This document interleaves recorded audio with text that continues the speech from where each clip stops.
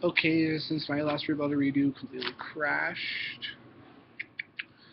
I'm gonna redo it. So just go over what happened last tournament. I went to my first time. I went to Congress. Didn't do too bad. Got 2 speeches in. I didn't break the super session though, so it's whatever. Um, I went 2-2 at the tournament. It was open. I ended up going against quite a few champ teams, so that was always fun. I didn't lose to all the champ teams, so that's always cool, I guess. So I'm gonna be doing a rebuttal redo for one of the rounds I lost. My second round, I was affirmative. My opponent was negative. I'm gonna do a rebuttal redo on my first rebuttal.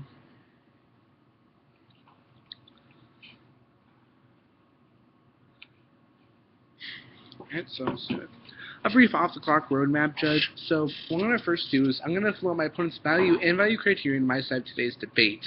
And then after that, I'm going to address all the attacks my opponent's made on my case. And then I'm going to go on to attack my opponent's case. Judge ready? Opponent ready? Timekeeper. Okay. Now, my opponent's value and value criterion was of individualism and autonomy, which my opponent later defined during cross-examination as individualism as independence and autonomy as initiative. Now, those flow to the affirmative side of today's debates because, as I defined compulsory voting earlier, what it is when you're forcing people to the polls. Since my opponent has failed to give a better definition from a more credible source, my definition will still stand, and my opponent cannot give a new definition in her next speech. So my opponent's value and value criterion flow to my side of today's debates because it better upholds the affirmative side. Now adjusting my opponent's attack against my case. She attacked my value and value criterion with our first contention of quality over quantity of voters.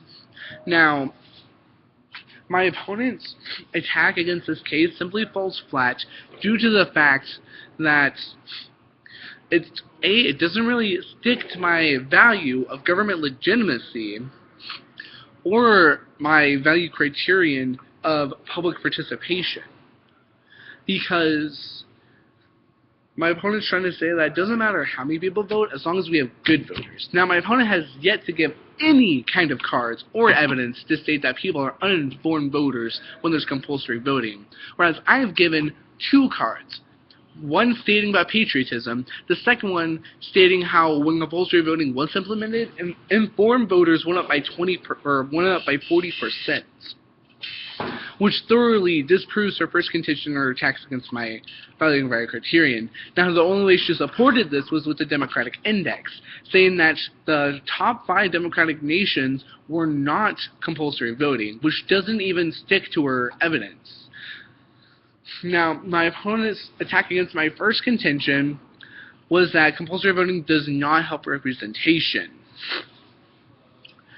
Now, her only way to back that up was by saying that low voter turnout doesn't help the disadvantage, which flows actually to the affirmative side because we're raising voter turnout, which means we're helping the disadvantage. And then she goes later on to contradict herself, saying that the right to abstain helps the disadvantaged.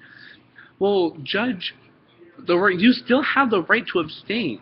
There's a none above option, or you can just show up at the polls and then walk away, due to the early definition of compulsory voting, which thoroughly means, Judge, that my opponent's attack about the right to abstain completely falls flat because it doesn't even make sense in today's debates. Now, moving on to my opponent's case. As I have stated before, my opponent's first contention falls flat due to my 2 cards, and then which also makes her apathy argument fall flat as well. Now, my opponent's second contention about coercion is not a democratic value. We're not coercing you to do anything other than to show up at the polls, to fulfill your democratic duty. Now, she says that compulsory voting takes away the freedom because you're forced to cast a ballot, but you are not, Judge. You're just being forced to show up at the polls, which means her second contention, subpoint A, falls flat. And she says you can still be prosecuted if you vote, but no, Judge, you can't. She gave one example and then uses a hasty generalization logical fallacy to say that since that happened one time, and only one time, because she has yet to state any other example when I asked her in cross-ex, that it's going to happen every single time when it's not. And then, so I should win today's debate due to the fact that I flowed my opponent's value and value criterion to my side, and she has yet to attack my second contention. And I have completely made the rest of her points fall flat, so for these reasons, you should vote for affirmative in today's debates. Okay.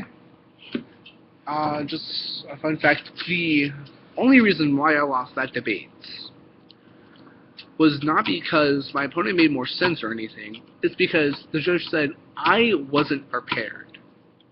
I think he meant that for the other side when I had to supply my opponent the proper and more up-to-date version of her card.